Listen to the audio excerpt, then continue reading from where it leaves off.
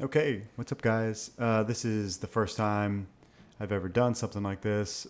This is just pretty much like a stream, but not a stream. It's just a quick video that I want to do, potentially even daily. Just do a little bit of gameplay of either a video game or maybe some footage of a reaction video or potentially some comic book stuff.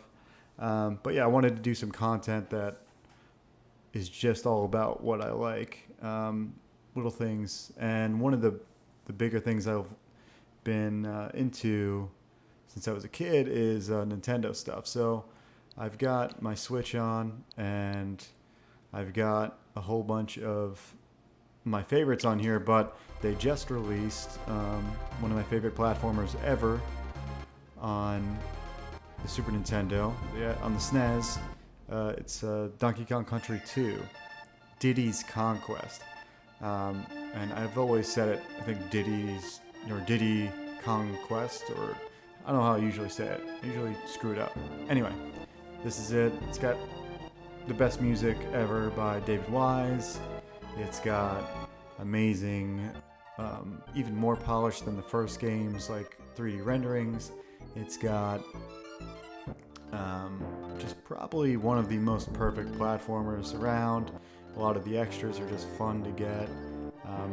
There's like unique little sets of characters that you interact with, whether it be this college that you save your game at, and Funky's back doing his thing to transport you and teleport you to different areas. But anyway, the basis of this game is all about saving Donkey Kong instead of being Donkey Kong and saving. So we're going to start over. I started one just a little bit ago, but let's play again just to show the beginning of the game and just show you what it's all about. Just like the first game, I believe you could play a cooperative. I'm not sure. I think in the first game you could play as a competitive mode as well, but it's just me tonight, so we're going to play solo. And I think I went too quick here. Let's reset the game because I wanted to show you this world map is incredible. I don't rave about a lot of things, but out of all the games I've played as a kid, this one just like stood out so much for its art and just design of everything. So the first Donkey Kong Country started, and it was on DK's Island, and this one is kind of on another island, and it's way wackier, and they went to a new level of let's make the environments awesome. So this first area is called Gangplank Galleon, and I'm going to get in here, but notice how much more animated I feel like than the other.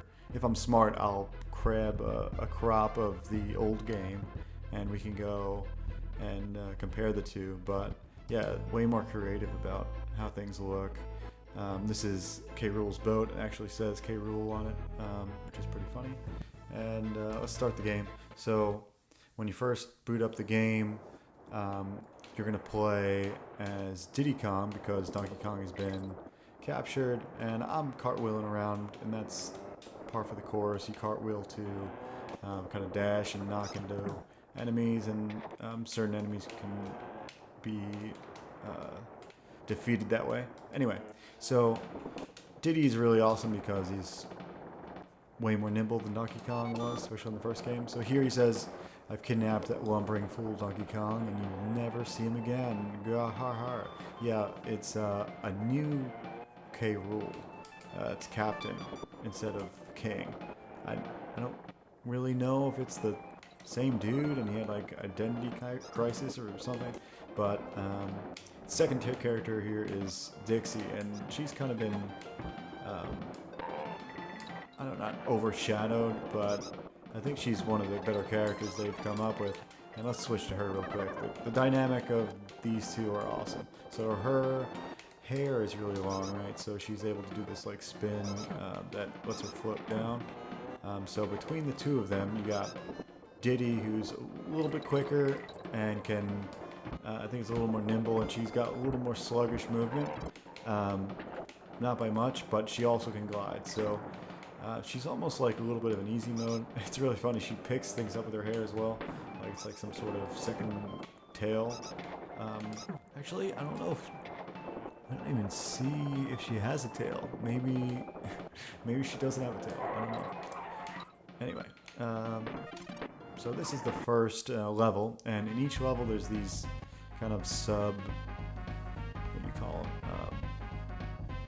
Little mini games. Yeah, side mini games where you go collect these coins that are used for getting to this super sweet extra island. Like, it's pretty much DLC, old school DLC, just not really downloaded and not really extra. But anyway, your favorite pals from the first game, like this rhino. I forgot what his name. Ramy? Is it Ramy? Can't remember his name. Anyway, this time they've got these charge moves that you use to get to secret areas, and there's one back this way. Charge it up and go through this wall, and you get to another one of these mini games. So each one of these mini games is a little bit different. Sometimes you have to kill everybody in the room, or sometimes you gotta just collect stars and just maybe navigate a certain area. Sometimes it's with the animal thing that you've gotten previously, but yeah, super awesome. I think that look at the ocean in the background. Look how the horizon line kind of works with it. I think this is because that mode 7 they added to. I forgot who was talking about it first. I saw it on the Netflix documentary about the two guys that helped make Star Fox. But mode 7 is this thing they put in F-Zero as well, and it kind of lets you put this giant texture in a certain perspective. Anyway, the ocean looks pretty awesome because of that. And we're going to time this out so we can hear Dixie's sweet guitars. Oh no, I totally messed that up. I wanted the extra life, but you still hear the guitar. Totally messed that up. I wanted the extra life.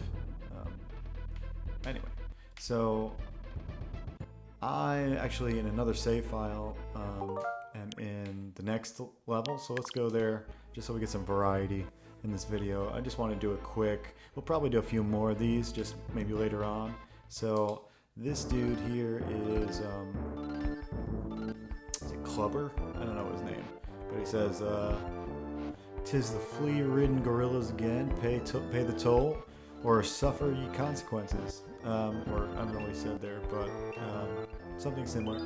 Anyway, you jump in this sweet golden barrel and it takes you to the secret island. Oh, there, and it even tells us what the other island's called, Crocodile Cauldron.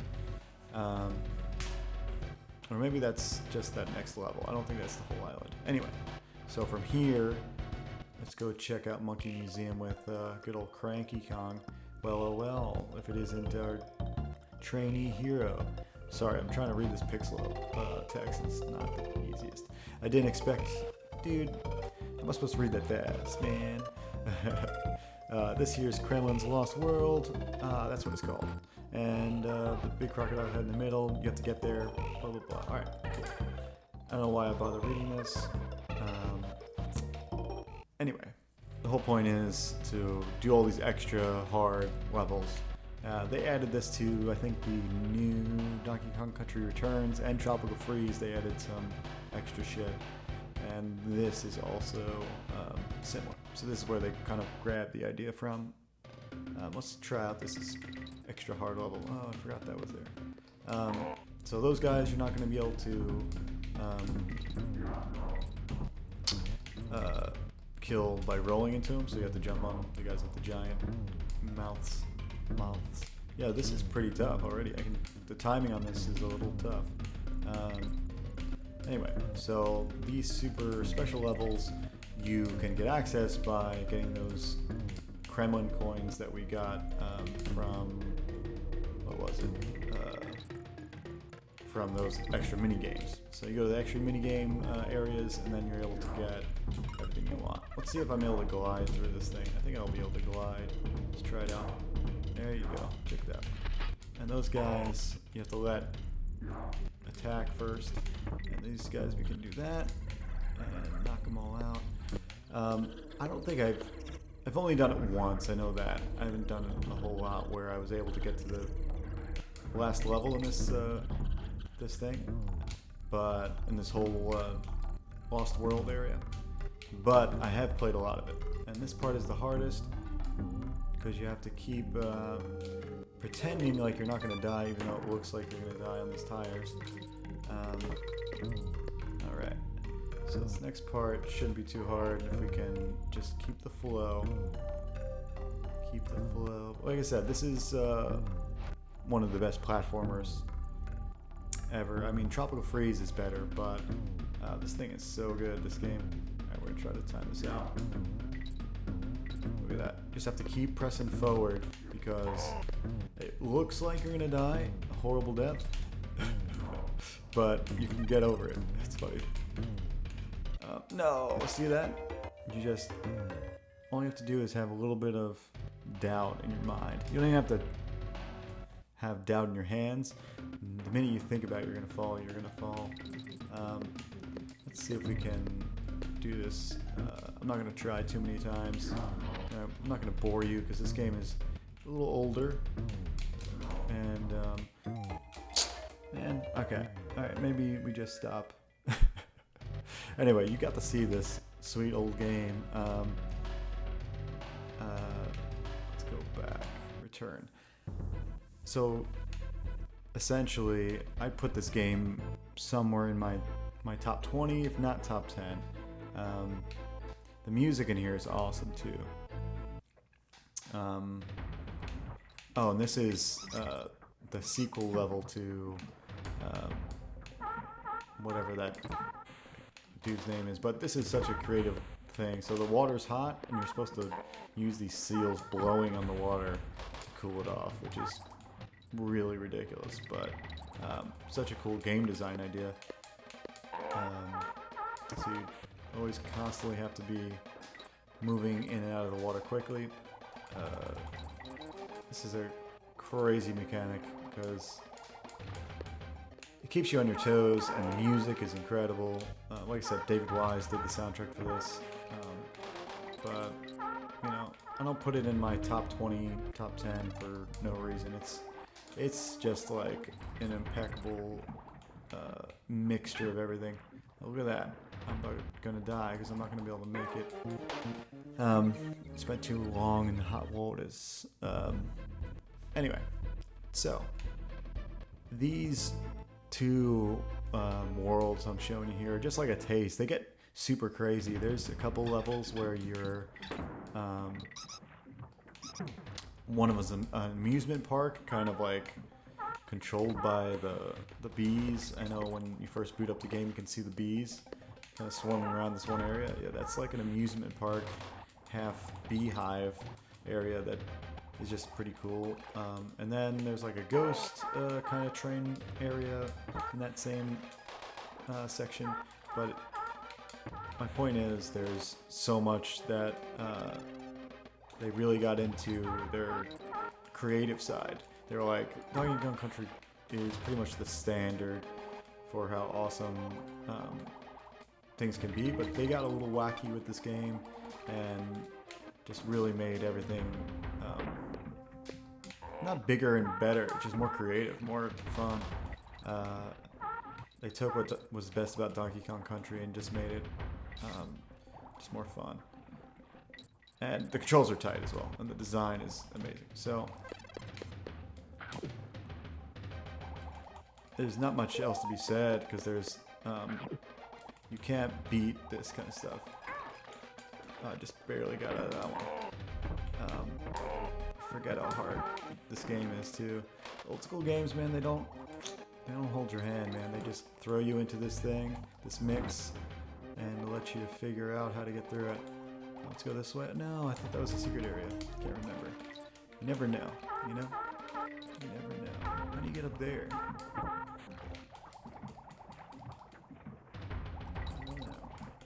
Anyway, like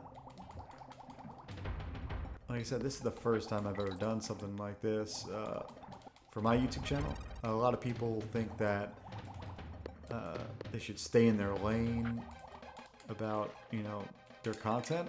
To me, I'm like, I like a lot of things, and a lot of things kind of make up my influences, and this is part of it. So I wanted to kind of show this kind of side of me about my video game kind of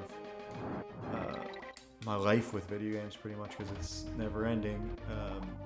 They're just so great. If a game is made well and designed well, you just can't help but be absorbed. At least I can. We're missing a lot of extras and stuff in this one, but at least we're getting through it. I'll come back and do the real deal later on. I think there's some back this way now. Okay, so let's just time this right. Try when we see the bananas, we go. Oh no, I have to press it. Okay. So we'll wait one more time. Oh man, dude, my timing is horrible. And when you hit your 30s, you just don't have the same reaction time. No, that's just a sorry excuse. Okay, so thanks for sticking with me. This is probably something I'll do way more often. I'm gonna grab some other games. A lot of them will be retro, and hopefully I'll find the ones that really inspire the stuff. I actually, from a friend of mine, actually Art Bro Jeremy, from our streams on Wednesday, one of the things we like to get into is like what really inspires our art, rather than just our favorite games. You know, everyone's got their favorites, but we like to think about the games that affect your influences and all your work. So this is one of them for sure. But I like a lot of sci-fi. Everything that I do is very either sci-fi bent or have this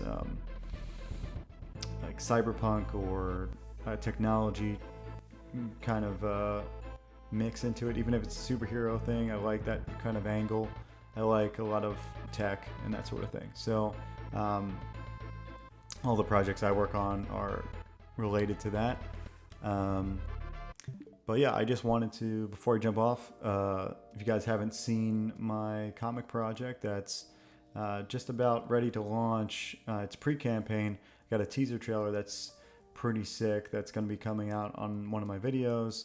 For now, just check out this sweet, I'm going to probably put up some promo art here. It's pretty much this comic book I've been working on for like almost 3 years now. It's just a cyberpunk racing adventures, how I'd summarize it in like a genre term, but it's really about following our protagonist who's